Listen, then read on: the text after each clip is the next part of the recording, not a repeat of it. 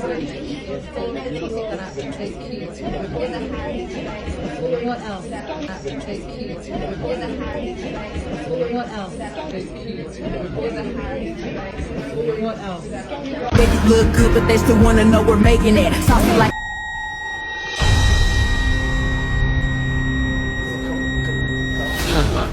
I just came back from the dead and they told me, you still not that girl. You still not that girl. You still not that girl.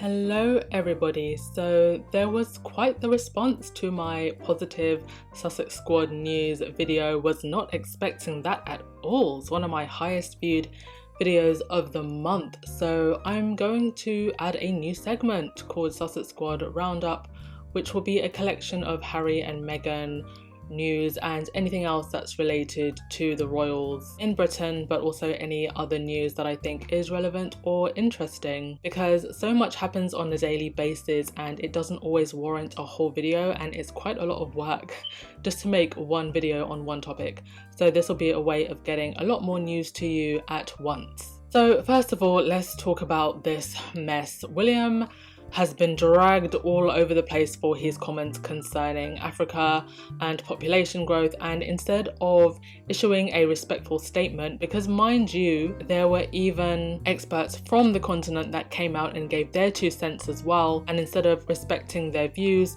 he got his Karen groupies in the press to speak for him and double down. For me, it's just the nerve to think that even after you were told to back off, after you were presented with facts as to why your statements were problematic, racist, and the ramblings of an eco-fascist colonialist, you still came in like this. And it's because they think that they're entitled to tell Africans what to do. They colonize our land. We're actually the ones responsible for destroying our way of life, our development, and our beautiful wildlife. Took all the riches, have lived in the lap of luxury all their lives, and now they want to come back and act like the saviour under the false premise of conservation.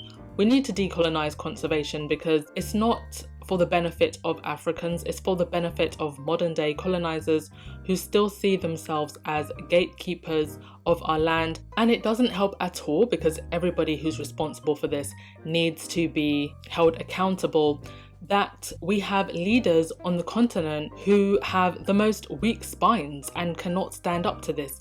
Even though it has to be said, the ones who often do stand up to this are demonized. Right now, as we speak, both the Far East, mainly China, and the West are still pillaging Africa of its resources. So where are the big campaigns calling to end this? Because Africans are not getting their fair share for the amount of resources that are being taken.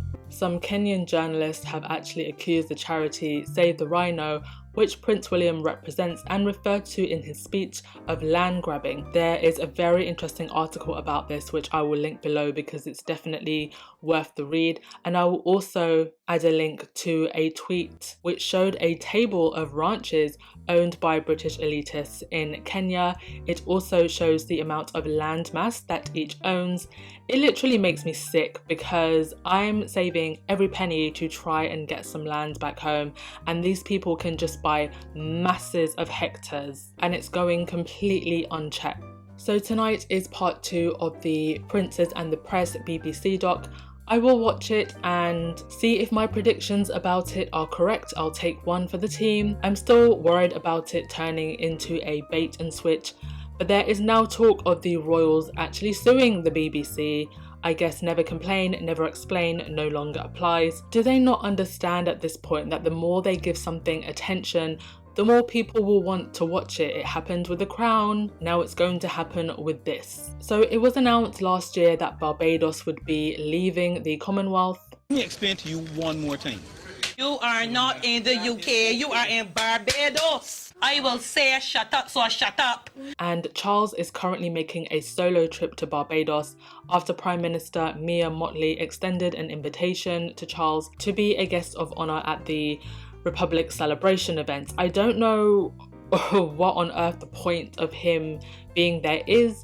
I guess they wanted to appear diplomatic, but I just hate the idea that he will be there, and I hope the crowds give him a hard time and a solid bye Felicia when he leaves. The last time a royal was in Barbados, it was Harry. He visited with Rihanna and he charmed everyone, but that charm is now gone. Harry and Meghan were the royal family's last chance to rebrand themselves as a progressive institution, and they blew it. So goodbye so long and don't come back. Barbados's new post-republic military colours were presented for the first time before being officiated at a national service of Thanksgiving. The old military colours bearing insignia of the Queen will be discontinued. I'll be keeping an eye on Barbados just because them letting go of the Commonwealth doesn't mean that colonisers can't come back in other ways. Political interference, economic sanctions, military interference, and countries like China, who often come in as business partners only to take resources, are still a threat. So true freedom is going to mean a lot more than just leaving the Commonwealth, and that goes for all Commonwealth countries. So Ghislaine Maxwell is going on trial. Let's just take a moment to remember some of the individuals herself and Epstein were associated with. I don't care which political party or which side of the aisle you are on, all of them are trash as far as I'm concerned. They should all be sitting in the dock answering questions also, because it's not just what Maxwell did, it's who she did it for that needs to be fully addressed. The trial is closed off, so people are not allowed to record even audio, and there is no visuals, so we only have sketches of the courtroom. The wealthy patrons who were involved in all of this are thanking their lucky stars, I'm sure, that a new extra spicy chicken rice and chili super duper variant has decided to pop out of the woodworks, and so everyone and the media is distracted with that at the moment, so they can breathe easy while we're all freaking out about the new variant. The trial is going to go on for 6 weeks, and I'll keep you updated with anything important. So Meghan and Harry continue to be influencers.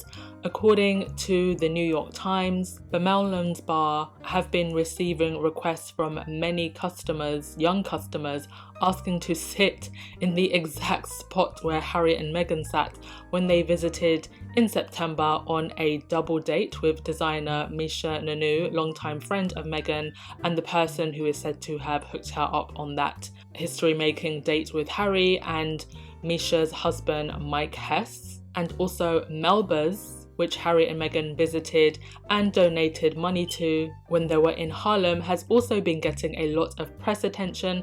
Most notably, the head chef was featured on Good Morning America for a Thanksgiving special. So well done to them. The Sussex effect is in full swing, even in places where they eat. Everything we touch turns to platinum. That's all for now, my lovelies. See you in the next one. Ciao.